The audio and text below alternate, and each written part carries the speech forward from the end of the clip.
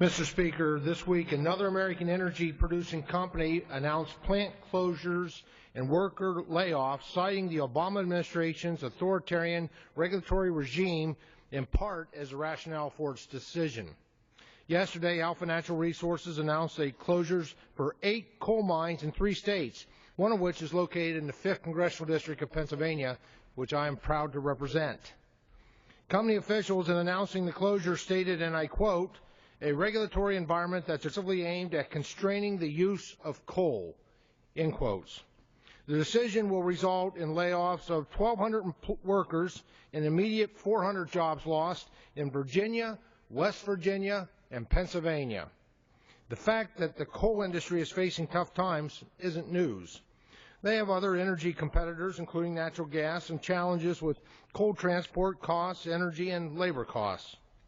The issue that's newsworthy is the additional burden being placed on American employers during such difficult and tough economic times. The administration announced intentions to eliminate coal, our most abundant natural resource, from our fuel mix, with no clear plan to replace it with any effective alternative, has taken a significant toll on employers and individuals across my home state. Here are the several news headlines of closures and layoffs in my home district from the past several months. September 18th, headline, Alpha Natural Resources closing 8 coal mines. 1,200 company-wide layoffs and an immediate 400 jobs cut in Virginia, West Virginia, and my home state of Pennsylvania. August 30th, headline, another round of Joy workers laid off, the Derrick. In August, Joy Mining Manufacturing in Franklin, Venango County, Pennsylvania, posted another round of employee layoffs. 43 employees were notified they've been furloughed from their jobs. The week before that, 19 others were laid off. Joy Mining is the largest private sector employer in Venango County.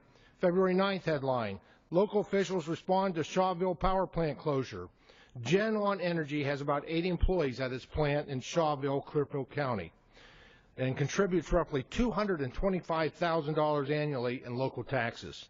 GenOn offers jobs not only through its plant, but through Amfire coal and trucking firms, which means a loss of 100 to 200 workers in the next several years. January 26th, headline, First Energy shutting down 6 sites in Ohio, Pennsylvania, and Maryland. In January, First Energy announced that the new environmental regulations led to a decision to shut down 6 older coal-fired power plants in Ohio, Pennsylvania, and Maryland, affecting more than 500 employees. Coal operations are closing, forcing more workers into unemployment, as countless indirect coal jobs have been put at risk because of the President's unwavering commitment to end coal, our most abundant natural resource, as a source of domestic energy. In the aftermath of all these closures and job losses in my district, along with numerous across my state and the country, it is becoming increasingly clear that this administration expects the consumers of Pennsylvania to bear the cost of a poorly thought out, poorly defined, and poorly explained environmental agenda. But it's not just a war on coal, it's a war on electricity and jobs. The shuttering of record number of coal-fired power plants threatens thousands of the 550,270 direct and indirect coal-related jobs that help supply America with nearly half of its generated electricity and pay $36 billion in wages.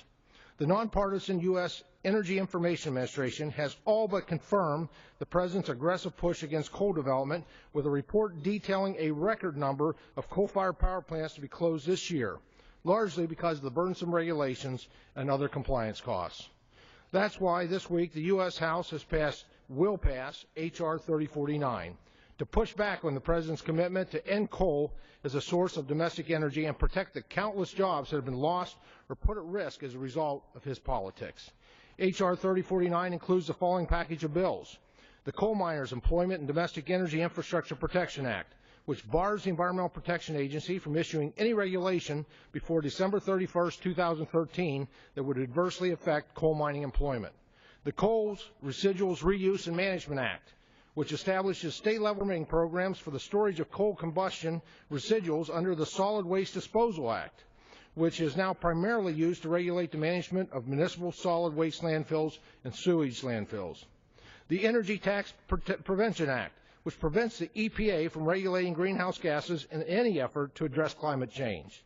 The Clean Water Cooperative Federalism Act, which prohibits the EPA from issuing a new or revised water quality standard when a state standard has already been approved by the EPA, and the Transparency and Regulation Analysis of Impacts on the Nation Act, or the TRAIN Act, which creates an interagency committee to examine the effects of current and proposed federal regulations on U.S. energy and manufacturing industries, U.S. global competitiveness, and U.S. energy prices. Again, it's not just a war on coal.